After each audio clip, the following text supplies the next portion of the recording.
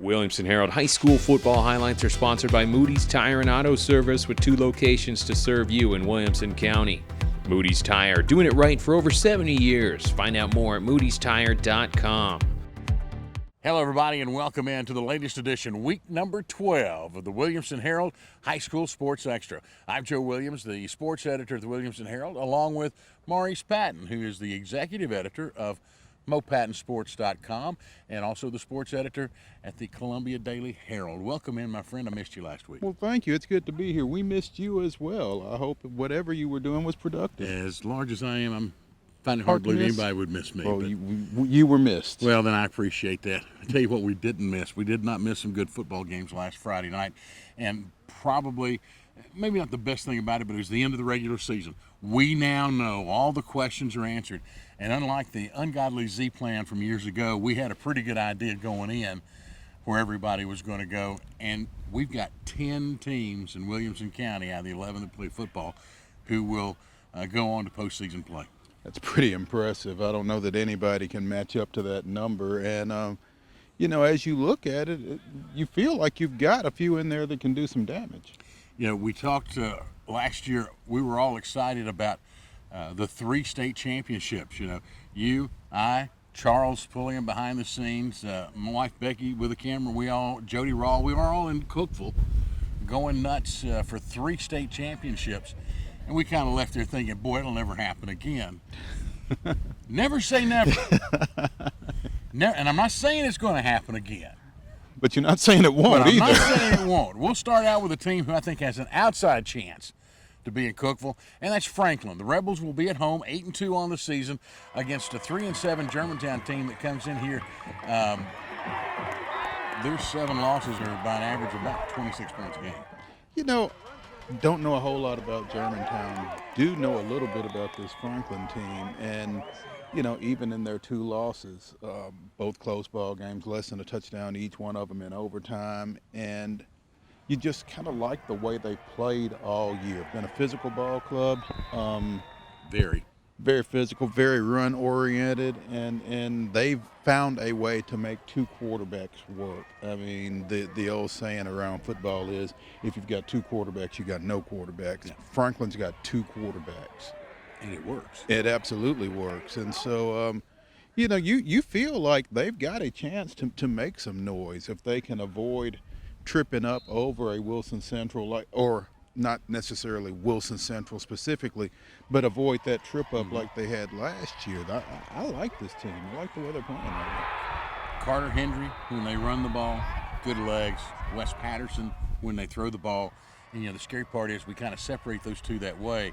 But Carter Hendry can throw the ball, and Wes Patterson can run the ball, Absolutely. too. I mean, it's really kind of scary. I mean, I've talked to Donnie Webb about it, and they don't necessarily scale back the playbook for either of them. Everything in the playbook is open to both of them. And Donnie really gave Dan Winfrey a lot of credit, the offensive coordinator, for kind of having the gut feel of who to go with when and when to make that change and that kind of thing. So he credits the 2 quarterbacks and Winfrey for being able to make what they're doing work at the quarterback position, and it obviously has. Their counterpart in Class 6A hoisted a state championship trophy last year. Ravenwood, the Raptors, 5-5 right now as they try to repeat.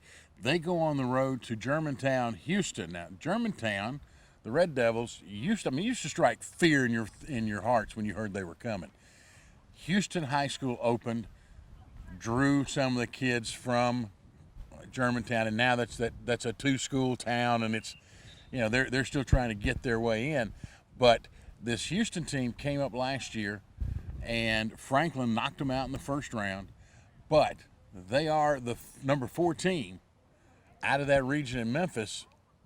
And even though they're 4-5, that's got to tell you they're probably not that bad a team. And it kind of makes you wonder who they played out of region play. But the fact that they are hosting a game, and that means that they were kind of running with the Whitehavens and the White Stations and that bunch down there. And so Ravenwood, once they get off the bus after that 3-hour trip, they've got a little bit of a challenge in front of them to be able to come back with a win. Of course, the last time they went down a couple of years ago, we saw them take out a very good Whitehaven team on Thanksgiving weekend, and that was That was one of the best ball games I've seen in a long time, I got to tell you. So it'll be interesting to see what happens. They don't have to go as far into Memphis, but hopefully that ride coming back will be a happy one for them. Then we get to 5A, where, of course, everybody knows about Independence, the defending 5A champs, 25 straight victories. They just I helped Stormy Mitchell last week at WAKM with radio with Terry Merrill. Shameless plug. Yes, and I'll do it again this week, by the way. But I made a big deal out of the fact Laverne came in and they were up 12-7 and did not look like they were going to be stopped. And then all of a sudden, these kids from Independence just said, okay, that's it. We're done. Yeah. Start of the second quarter, they went on a 49-0 run and wound up winning 56-12. It's just what they've done all year. It is. It's like, I don't know that it's flipping a switch, but sometimes you do see a couple of games where maybe they do need to get kind of brought back to reality, whether it be by the other team or by Scott Blade. But they kind of get that wake-up call. It's like, oh, okay, let's play. And once they start playing, they don't stop. Laverne just punched them right in the mouth, and they just kind of laughed. I got to be honest with you, just kind of laughed about it. And rightfully so with the way they came back. They'll be hosting a Gallatin team. This is another former mid-state power, one of those that when you said Gallatin, it was holy smokes, and you thought of, you think of Calvin Short and the Green Wave. It just is not that team anymore. It's not that team anymore, and I was having a conversation with somebody not too long ago that there are programs that you just got used to seeing be good in Middle Tennessee, that it's kind of tough seeing them not be good. It's good to see Gallatin back in this position. They had some down years. Mark Williams has done a great job up there kind of reestablishing that program. Jordan Mason is the kid. He's kind of the face of that program right now, a 2,000-yard rusher. But his availability for Friday is kind of in question as he suffered a sprained ankle in the Cane Ridge game last Friday night. So, and unfortunately, how he goes is kind of how Gallatin goes, as you would expect when you've got a 2,000-yard rusher. Yeah. The interesting part here is if Independence wins, I kind of expect them to see, of all people, Hillsboro the next week, a rematch from last year's quarterfinals. But as Scott Blade will tell me, one game at a time. We've still got to play Gallatin. That game's not finished. Well, and Hillsborough still got to play Stewart's Creek. Well, that's true. That is correct. The other game in the 5A category that takes care of a regional champ, that's Centennial, a school who may well have won a 5A championship last year had they not been in the same group with Independence. Right. And we've talked about that before, but they host a Memphis Bolton team that, quite honestly, I know nothing about except they finished 4th in the region over there and are probably being sent to Franklin as fodder. Well, somebody had to come. Yeah. And I don't know a whole lot about them either, but I feel like Matt Kreisky and his coaching staff probably do. They've probably got some resources that we don't have. Guarantee it. But the way Centennial is playing right now, Zion Lee didn't have one of his better games Friday night up at Henry County, but Jeriel Wilson did. And they're going to run the ball. Between those two guys and Matthew Thurston, they're going to get in behind that offensive line, and Trey Stewart's going to throw it just enough to keep you honest and keep you backed out of the box, and then they're going to run it like 20 straight times again. Yeah. And so hopefully Bolton is ready for that, because that's going to be what it's about. If you don't recognize the name Jeriel Wilson, you will remember Whoa. Whoa. He's been Whoa since his days at the Cowboys. Well, see, you knew that yes. then. Okay, because Charles and I were up at the Northeast game earlier this year. That's and, Whoa. Well, we know that now. You didn't give us a scouting report on Whoa. My bad. He doesn't whoa. No. No. You just see him run and go, whoa, did he do that? Yeah, 10 carries, 139 yards, 2 touchdowns the other night. So when he's on, he's tough. He is. I mean, and with Zion being a senior this time, he's going to be the guy you would think next year, and he's more than ready, I think. I think you're right. Tell you who else better be ready. That's Brentwood. Centennial, what a favor they handed the Bruins. Took them from 4th and going on the road to Memphis to being 2nd and being at home, and Memphis Kirby having to come in to Brentwood. So Ryan Crawford has already called Coach Kreisky and said, thanks, number one. Secondly, he said, we'll see you in the next round. Well, or something like that. Brentwood kind of did Centennial a solid a couple of weeks ago by beating Henry County. It's a trade. So they kind of returned the favor for him and got them a home game. I think it worked more in Brentwood's favor what Centennial did than what Brentwood did for Centennial. But like you said, Brentwood's got a home game. Kirby's coming up here. They don't have to make that 3-hour drive. And past schools that they shouldn't be passing is I'm sorry, that's when they go to Clarksville. That's right, I forgot about that. Brentwood will come in. You just won't do. I will not let that rest. No. Let's talk a little bit about this Brentwood team. I continue to be impressed with Carson Shacklett and his development over the course of the year. You know, you stole my line. Because I think he's been the key for them from game 1 to game 10, week 11, however you want to call it. I think his improvement as a first-year starter at quarterback has been the difference for this team. It seems like Crawford and the coaching staff have gotten more and more confidence in him, and he's doing it as a dual-threat guy. He's taking advantage of those receivers out there, and he's making some plays with his feet as well. And obviously, when you've got a quarterback like that, he's going to be the key to Brentwood's success from an offensive standpoint. The biggest excitement in the county, quite honestly, though, may be right here where we are at Summit High School, where the Spartans, for the first time in their history, make the TSSAA football playoffs, have had an excellent season. Now, though, what a draw they got. I keep going back to the last 2 years. You know these guys have got to hate Stewart's Creek. If they could have Stewart's Creek back from last year, they'd have been in. If they could have Stewart's Creek back from this year, they'd be at home. Mm-hmm. Instead, they're going to have to get on a bus and go to Cane Ridge, which is 10-0 and in the top 4, I think, in the state. Top 2, excuse me.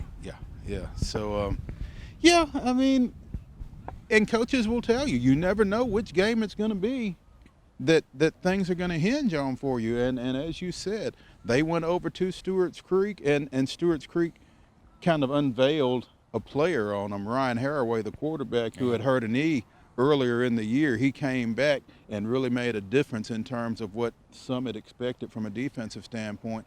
Made a difference in a 38-13 ball game that, like you said, pretty well took Summit out of the running for a home game in this round, because I think that we had all kind of expected them to actually play at home this weekend. So instead they go to a Cane Ridge team that is undefeated. They're number 2 in the state, and they are going to be a heck of a challenge because offensively they are so balanced with the quarterback DJ Thorpe and with the 2 running backs Jordan Bell and Amari Barton.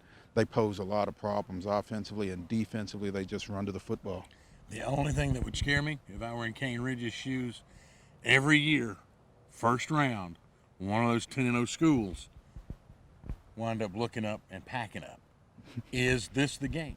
You know, when you're talking about a team that's never been there, and you're talking about a team that to some degree they feel like they're playing with house money. Yeah. I mean, there's no pressure on them. You know, we're going in as the number 4 seed. We're going and playing the number 2 team in the state in 5A. They're undefeated. There's no pressure on us. We have nothing to lose. And if you're not careful, Cane Ridge could be that team. Well, that's why I guess that you're taking the words out of my mouth now, because that's kind of my thought, that there's always that one that tightens up and gets too tight. And what happens is, now to Cane Ridge's credit, they have played in some close ball games. They won an overtime game. They beat Hendersonville 47-46. Right. They went to Mount Juliet and won by 9, I think. But those were earlier in the year. They've really been on a roll here of late. So, you know, at least they have played some close ball games. And so they have some idea of how they're going to react in a key situation, because they've been in some. As far as I know, that Cane Ridge Hendersonville may be the best game of the year across all classes that I've heard of, even across the state. I don't think there's one that's been better. It sounds like it was a heck of a ball game. It's one of those that you kind of wish you had been at. Yep. Well, that'll take care of Class 6A and 5A. We've still got 4A, 3A, and Division II to go. We'll touch on those when we come back. Visit us at Moody's Tire for all your tire and automotive needs. Stop by and see us at 1600 Columbia Avenue. Well, welcome back, everybody, to the Williamson Herald High School Sports Extra. Joe Williams and Maurice Padden, Charles Pulliam behind the scenes, pulling the buttons. He's the puppeteer. Making us look good. Yeah. Well, we just do what he tells us, or we try. Let's take a look at Class 4A. Page,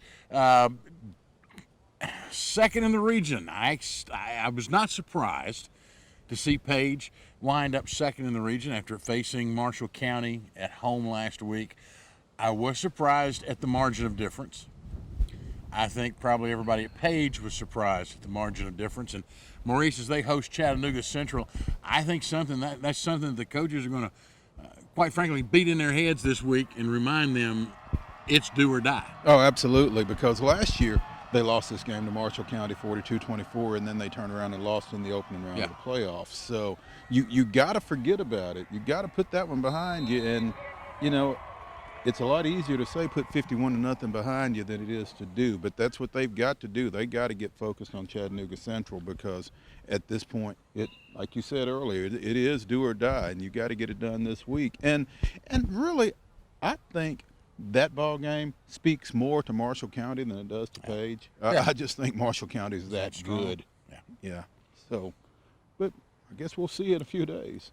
We'll find out. In Class 3A, undefeated Fairview, first undefeated season since 1979.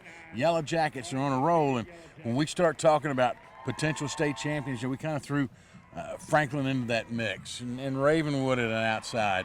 You've got 25-0 or 25 straight winner Independence. If you're looking for that wild card for that extra state championship out of this county this year, boy, I think it could be in the southwest part of the county. I'll leave it there. Yeah, leave it there. You know, had a chance to talk to Chris Hughes earlier this week. Feels really good about the way his guys are playing. They got challenged early against Harpeth last week. Kind of got punched in the mouth, as you put it. Rallied back. And that 56-11 win doesn't look as close as it was at one point. I mean, it wasn't close for 4 quarters, but it was close early. And Chris really liked the way his kids pulled it together and got that one taken care of. And these guys have faced some challenges over the course of this year. I mean, they beat Page early 13-10. Yep.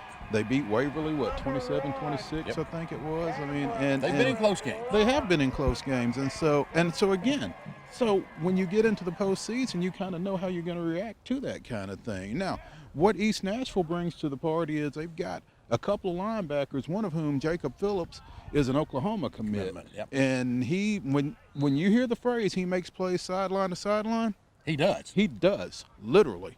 And so, you know, trying to negate him is going to be the challenge that this Fairview offense has. Now, in their favor, they've got 2 pretty nice running backs over there in Hunter Caldwell and Jake Bethard. And again, we keep talking about KHL. Yeah. Cam Harris-Lusk, the sophomore quarterback. We talked about Shacklet earlier. Yeah. I think this is another kid who's really just continuing to grow into the offense out there at Fairview, and I think Chris is giving him more and more responsibilities, and I think you're going to see him take off here over the next few weeks. But that's a typical Chris Hughes kind of project. He had, you look over the last 9 or 10 years, he finds a sophomore and makes them a quarterback. Jack Ramey, Hunter Zimmerman, both started as sophomores. In fact, he told me at one point that he thought Hunter's best year was his sophomore year. It probably was. Yeah, so he likes it, and I think they've got a shot, not just against the number 4 seed out of that region, but, you know, they do have a chance, I think, to take a few steps. I mean, they've played out of Camden, who is traditionally a strong team in 3A, dealt them a 2-touchdown win. I think they're playing with a lot of confidence, as you should be when you're 10-0. Awfully proud of Maurice this week for coming with the right colors, the yellow for the Yellow Jackets, holding the red for the Eagles of East Nashville. Y'all playing that, huh? Yeah, this is a tough one for me. This is a tough one for you. This is a tough one for me. For those, if you don't know, East Nashville's my alma, and trust me, in my 3 years, the closest thing we came to the playoffs was selling Cokes after we went to watch somebody else. Okay, that's as close as we ever got. The fact that the school has been rejuvenated. And Brian Waite has done such a good job of helping bring it back. And they're going to get a stadium on campus. Yes, sir. Is that next year? Next year we get it back. So. And I go ahead and tell you, when they open, I'm off that night. I'm off that night. We'll tell that story at another time, but that's going to be a pretty good game out on the west side of the county. In Division II, 1 game left. Kings Academy comes to BGA. Kings Academy, I think, is 1 inning Or 2 and? 3 and, Are I they think. 3 Hang and? on a minute. 4 and. They're 4 They're and. 4 and 6. Don't be short. My apologies. Hey, don't to be Kings short. Academy. Don't be shorting my boy Matt Lowe, former MTSU receiver. That's Matt correct. Lowe, who either coached in or won a 5A state championship when he was at Powell a few years ago. That's right. Yeah. Okay. Well, when they come out of Seymour, you know. Yeah. You know what they say in Knoxville? Nothing good ever came out of Seymour. That's not true. I've been to Seymour. It's a good little town. Anyway. But see, they're up there. They don't see this. It's on the internet, dude. They don't know to see this. Okay. Somebody's going to call them. You wait and see. Anyways, they'll be playing BGA, and this is a Wildcat team that has been kind of up and down this year. They really need to get up and stay there. Yeah, they had some injuries though. Yeah. And kind of had to regroup a little bit. They kind of hit a slide there in the middle of the year.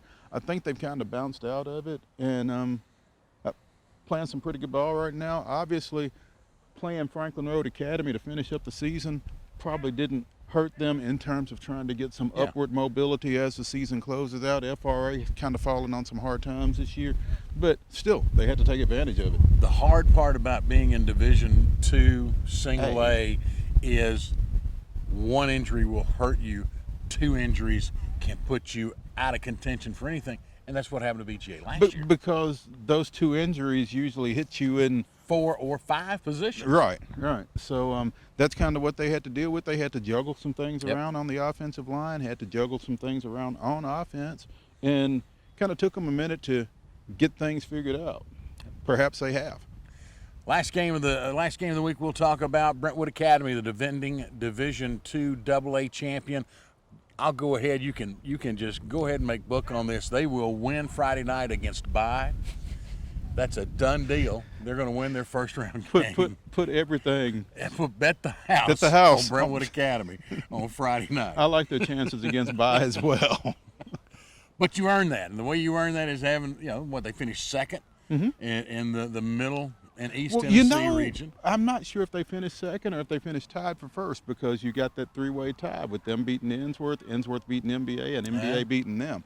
So it was probably a 3-way tie for first, and how the seeding fell out, I don't recall. Ensworth's one of those schools, 2 weeks ago after the MBA Brentwood Academy game, I was like, okay, well, there's the first round.